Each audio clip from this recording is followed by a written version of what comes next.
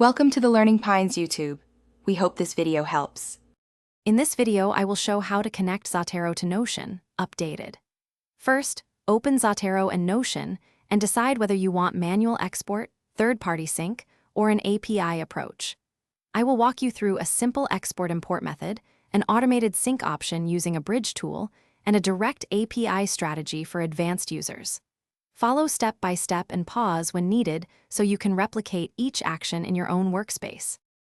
Start by exporting a test collection from Zotero to ensure settings are correct. Use CSV or RIS for simple imports and better BibTeX if you need consistent citation keys. Make sure attachments are saved locally if you plan to upload them to Notion, and clean up any unnecessary fields to keep your Notion database tidy.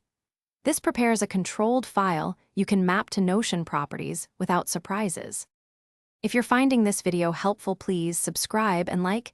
It really supports the channel.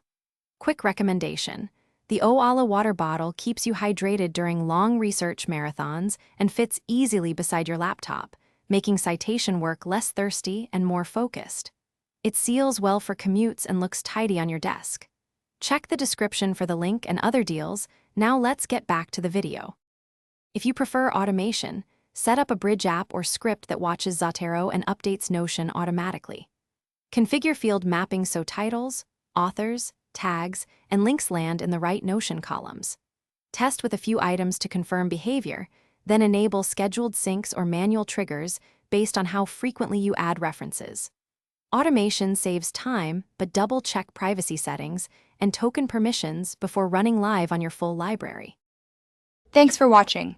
Consider subscribing if we helped you.